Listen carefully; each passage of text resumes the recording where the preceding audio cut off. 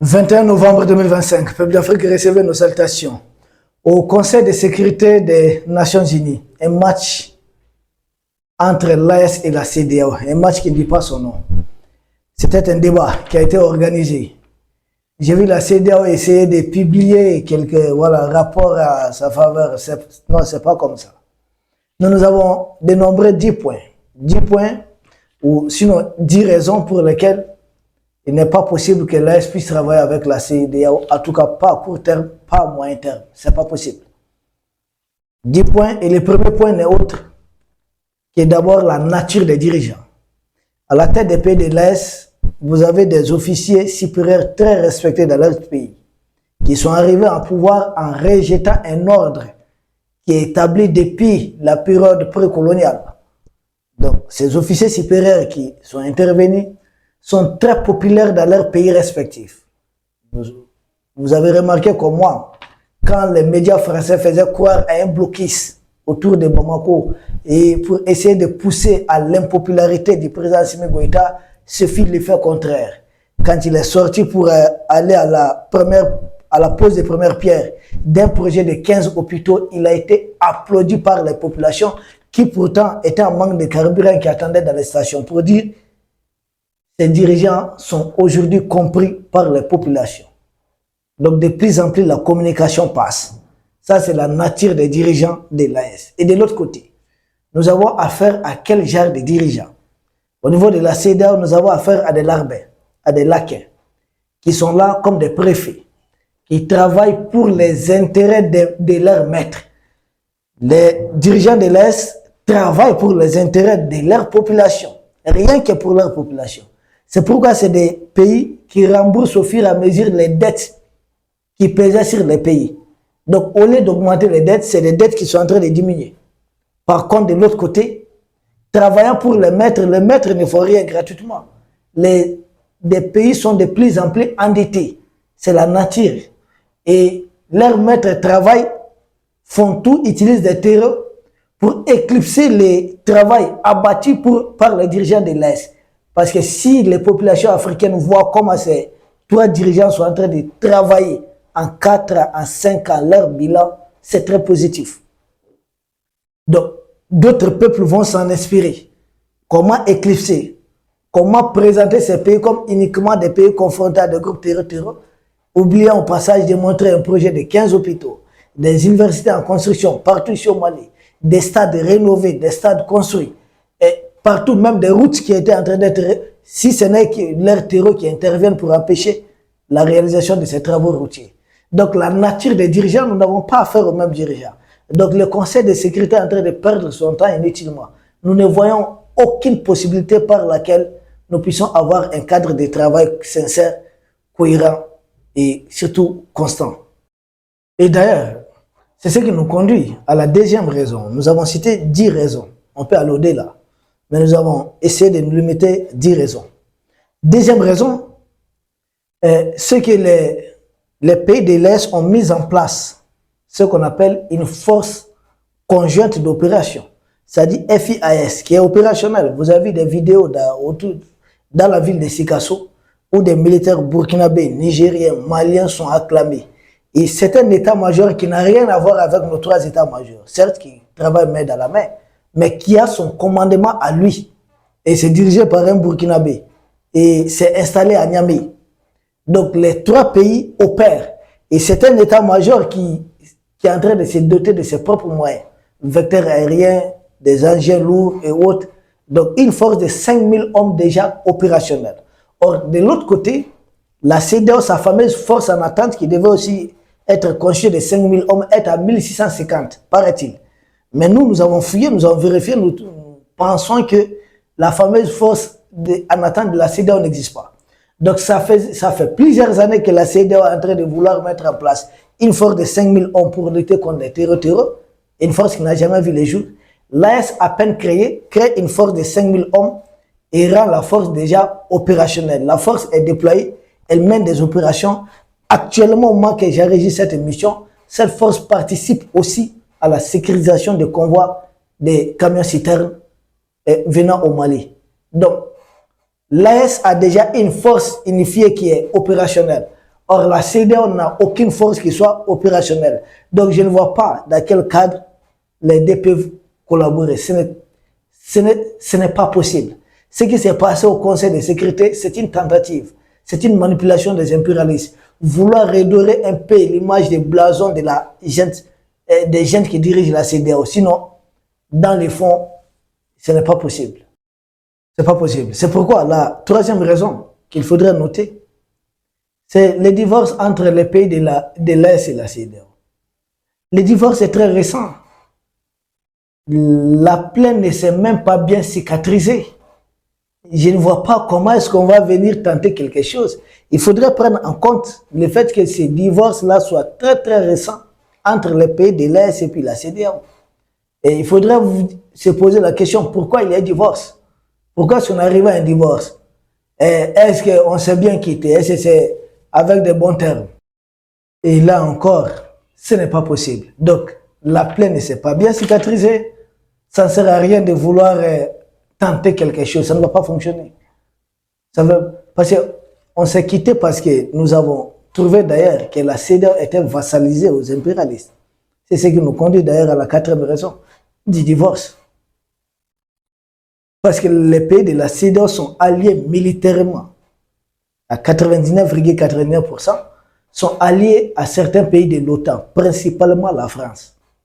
Et la France qui s'était d'ailleurs proposée aux côtés des pays de la CEDEAO pour agresser le Niger, qui était à l'époque un pays membre de la CEDEAO. Donc faire appel à un pays de l'Union européenne pour agresser un pays africain.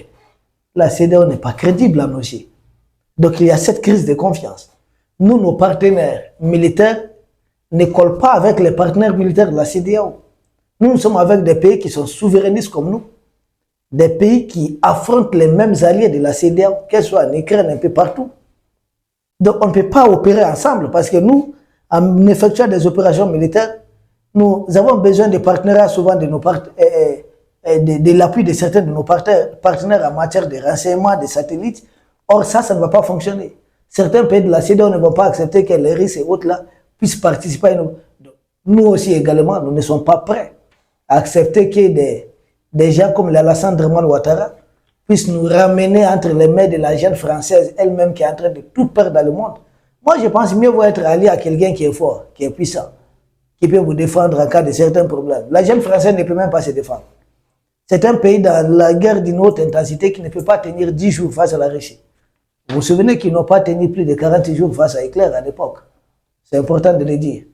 Donc, c'est les gens qui ont la bouche. Chaque fois, il ne faut pas recourir aux Africains, c'est qu'il faut appeler tirailleurs. Mais des Africains, là, les Mali a toujours constitué les gros lots. Les Mali, à l'époque, on appelait les Soudan. Première guerre mondiale, sur les 200 000 mobilisés, il y avait 56 000 Maliens. C'est-à-dire plus des quarts de l'effectif était exclusivement des Maliens. Et Deuxième guerre mondiale, sur les 179 000 mobilisés, il y avait plus de 40 000 Maliens. Donc là encore, or cette fois-ci, nous ne sommes pas prêts à aller de leur côté. Demandez-leur, nous ne sommes pas un pays côtier. Pourquoi c'est des Maliens qui mobilisent massivement? Ils savent. Ces gens, ils savent. Mais c'est fini. C'est derrière nous. Donc nous n'avons pas les mêmes alliés militaires. Nous ne sommes pas du tout prêts et nous ne serons pas prêts à travailler avec la junte macronienne. Ça, jamais. La junte tébonienne, jamais. On ne parle même pas de Gazouani. On ne parle pas de ces farfelus de la CEDEAO. Donc ça, c'est un point de blocage. C'est la quatrième raison pour laquelle aucune collaboration n'est possible entre nos pays de l'AES, mais sur le plan militaire, avec ces gens manipulés de la CEDEAO. CEDEAO n'est autre qu'un démembrement de la jeune française, c'est tout. Pas plus, pas moins. Peuple d'Afrique, la cinquième raison pour laquelle nous disons que ce n'est pas du tout possible et que ça ne serait pas possible entre les pays de l'AES et la CEDEAO, c'est que les pays de la CEDEAO sont liés à l'Union africaine et nous sommes suspendus au niveau de l'Union africaine. Alors, et puis nous savons que l'Union africaine prend partie de la CEDEAO parce que les deux institutions, les deux organisations sont manipulées par la France et l'Union européenne. Donc là encore, c'est un point de blocage. Ce qui montre que ça ne va pas du tout fonctionner. Nous ne nous reconnaissons pas. Nous sommes suspendus de l'Union africaine comme on a été suspendus de la CEDEAO.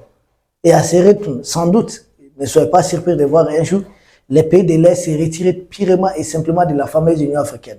Parce que l'AES est en soi la vraie Union africaine voulue par les peuples d'Afrique. L'autre là, c'est l'Union africaine voulue par les puissances occidentales ou bien les puissances impérialistes par d'autres puissances. C'est l'union de certains dirigeants vassaux des impérialistes au niveau de l'Afrique. Or, nous, l'AES, c'est l'union souveraine des peuples d'Afrique que nous sommes en train de constituer. L'autre là, c'est l'union des dirigeants au service des impérialistes. Et l'AES, c'est l'union des peuples pour les intérêts de nos peuples. Donc, il y a toute cette différence qu'il faudrait faire entre la CEDEAO et puis les pays de l'AES pour vous dire que ça ne peut pas fonctionner. Ça ne peut pas du tout fonctionner. Je ne vois même pas par quel miracle des choses comme ça puissent fonctionner. Pas possible, tout simplement. Peuple d'Afrique, la sixième raison pour vous démontrer encore A plus B que ce n'est pas du tout possible. Au Conseil de sécurité, Maningas de la France et autres, ça ne va pas fonctionner. Sixième raison, c'est que les pactes de paix proposés par le président en exercice de la CEDEAO, Manda Bio, ne prend pas en compte l'AES. On parle d'un pacte où il s'agit de rétablir la confiance entre les pays du Sahel, la CEDEAO, l'Union africaine, mais ils n'ont pas cité nommément l'AES. Et là, ça ne fonctionne pas. Nous ne sommes pas des figurants. La CEDEAO n'est pas plus forte que nous militairement, n'a pas plus de richesses souterraines que nous autres. Rien. On se regarde. Et d'ailleurs, nous pouvons mobiliser nos populations dans le cadre d'une opération militaire. Mais si certains chefs d'État ou des préfets de la France à la tête de certains pays de la CEDEAO tentent de mobiliser leur population et même ils seront renversés. Et les attaques de citernes orchestrées par la coalition des jeunes franco-algériennes, aucun autre pays de la CEDEAO ne pouvait survivre à ça. Mais il fallait avoir la popularité du président Assimi Goïta pour que le peuple accepte et pour que le peuple se montre aussi résilient. Donc, et nous là, ce n'est pas la même chose. Nous ne voyons pas les choses de la même façon. Nous ne définissons pas les choses de la même façon. Donc, nous n'avons pas à lutter contre les terroristes de la même façon. Et d'ailleurs, pourquoi? C'est ce qui nous conduit à la septième raison. Oui, septième raison, parce que quand on parle de lutter contre les terroristes, la CEDEAO cache quelque chose derrière. C'est comme vous vous souvenez de l'agression de la Libye. Ils ont dit un mandat pour la zone d'exclusion aérienne, c'est-à-dire interdire aux avions du guide Kadhafi de la Libye d'effectuer des bombardements. Mali et place, les pays de l'OTAN sont venus commencer à bombarder. C'est-à-dire ils ont pris le contrôle de l'espace aérien de la Libye pour attaquer le pouvoir même de la Libye, bombarder militaires et civils libyens pour leurs intérêts. C'est ce qu'ils ont fait. Et quand on parle de lutter contre les terroristes, les pays de l'AES pensent qu'il s'agit d'une opération totalement locale. Mais or, les pays de la CEDEAO sont dans un registre de solliciter une intervention internationale, donc une présence. Et cette intervention internationale, ça serait certains pays de l'OTAN pour venir réoccuper l'espace sahélien, l'Afrique de l'Ouest tout simplement, et dans le vaste plan de ce qu'ils appellent recoloniser l'Afrique. Donc quand on parle même d'opération anti-terror, on ne voit pas ça de la même façon. Quand les pays de l'Est sont sincères à lutter contre les terror, ces marionnettes de la CEDEAO sont en train de cacher un jeu qui vise à faire intervenir militairement une coalition internationale pour occuper l'Afrique de l'Ouest. Ne soyez pas surpris quand vous avez vu le ministre de la Défense du Nigeria ici au Mali. Ça veut dire beaucoup de choses. Bon, certains disent aussi que par le passé, quand Bazoum était au pouvoir, son ministre de la Défense était venu au Mali. Et après, il y a eu des choses qui sont passées. Est-ce même logiciel? Je ne crois pas. Mais je sais une chose, les Nigériens ne veulent pas de présence des militaires étrangers dans leur pays. Les pays de l'Est n'en veulent pas. Or, quand ils parlent d'intervention de coalition, ils veulent s'installer dans quel pays? C'est là pour justifier leur présence au Bénin, ou bien une intervention. Ils disent qu'il y a des groupes terroristes qui seraient venus du Nigeria maintenant pour s'installer au Bénin. Patrice Talon, on dit que tu aimes l'argent. On dit que tu aimes l'argent, Patrice Talon. Si tu fermes les yeux, tu te laisses berner par des montants faramineux qu'on va te proposer, par les marchés qu'on va te proposer, ravitailler telle base ou bien entretenir telle base, ça va revenir à ça, tu auras l'argent. Si tu joues à ces jeux, un jour les Béninois vont te chercher. Ils vont te chercher. Où que tu ailles. Parce que nous savons de quoi nous sommes en train de parler. Il ne faut pas jouer à ces jeux. Ces gens veulent venir s'installer militairement en Afrique. Vous êtes en train d'ouvrir des couloirs petit à petit. Nous avons l'information. Mais vous serez pris dans ces jeux. Même si vous ne serez pas candidat, vous serez pris dans ces jeux. Ne le faites pas. Arrêtez de jouer. On ne joue pas comme ça avec la queue du lion. Surtout la queue du diable. On ne le fait pas. Vous jouez à un jeu très dangereux, Patrice Talon. Et d'ailleurs, on ne va pas perdre notre temps là-dessus. Peuple d'Afrique, 8e raison qui fait qu'aucune coalition n'est possible entre les pays de l'AES, la CEDEAO pour lutter contre les terroristes. Parce que même les causes du terrorisme en Afrique de l'Ouest, nous ne voyons pas ça de la même façon. Seule excuse que la CEDEAO trouve, là où on a peut-être un point commun, c'est quand ils disent que oui, c'est à cause de l'intervention qu'il y a eu en Libye. Oui, mais ça, c'est juste un pourcentage. Qu'est-ce qu'on dit qu'après l'intervention qu'il y a eu en Libye, nous autres des Afriques de l'Ouest, on ne pouvait pas détruire tous ces territoires. Comment 15 pays peuvent échouer à détruire des gens qui n'avaient aucun drone, qui n'avaient pas d'avion de combat? Pourquoi? Vraie cause des territoires en Afrique de l'Ouest, c'est la jeune française. Pas plus, pas moins. Ne cherchez pas loin. Même l'intervention en Libye, c'est la France. Qui est venu intervenir premièrement au Mali? C'est la France, avec Serval. Qui entretenait Blaise Compaoré pour discuter avec les terroristes? C'est la France. Qui a amené Ouattara pour utiliser aujourd'hui les territoires ivoiriens comme leur base arrière? C'est la France. Qui manipule la Mauritanie? C'est la France. Qui est en train de comploter avec la junte algérienne? C'est la France. Même les Nigériens, c'est la France. Les Bénin, c'est la France. Donc, quand nous disons ça, ils disent « Ah non, non, ils sont allergiques à la France. » Mais attendez, vous ne voulez pas voir la vérité en face, la réalité en face. Il n'y a pas plus aveugle que celui qui ne veut pas voir. Donc, même si on veut faire un débat sur les causes des territoires ici, on ne sera pas d'accord. Donc, on ne peut rien faire ensemble. Tout ça, ce sont des points de blocage. Et peuple d'Afrique, tout ça, ce sont des points de blocage. Et l'un des points de blocage majeurs, qui, selon pour moi, est la raison la plus principale, c'est que pendant que certains disent au niveau du Conseil de sécurité, ok, pays d'Afrique de l'Ouest, mettez-vous ensemble, pas question de CEDEAO, AES, lutter contre les territoires. Nous connaissons ces gens. Premièrement, il y a cette crise de confiance. Et ces gens ne s'appartiennent pas, c'est la France. Voilà, c'est la France incarnée. Mais un des points de blocage clés, la CEDEAO travaille avec la France, l'Union africaine, pour faire échouer le projet AES, qui est déjà une confédération. Or, nous travaillons à devenir un État fédéral.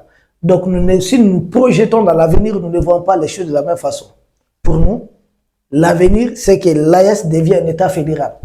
Et possibilité pour d'autres pays africains de rejoindre. Ah oui, de rejoindre. Ça, nous y travaillons.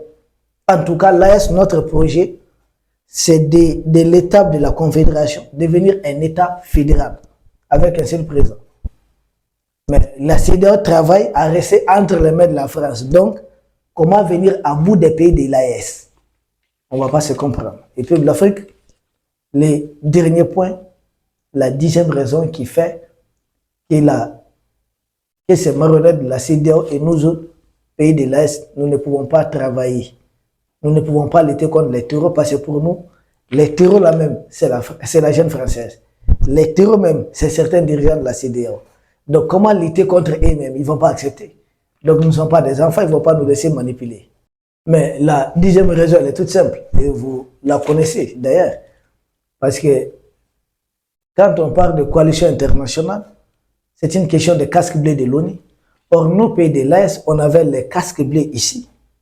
Beaucoup oublient que le président Ibrahim Traoré, son excellence, que nous saluons au passage, était au Mali comme un militaire de casque bleu. Il a vu beaucoup de choses. Le général Assimi Goïta était sur le terrain. Le général Abdourahmane Tiani, qui était le chef de la sécurité présidentielle au Niger, il sait qui entrait, qui disait quoi, qui faisait quoi.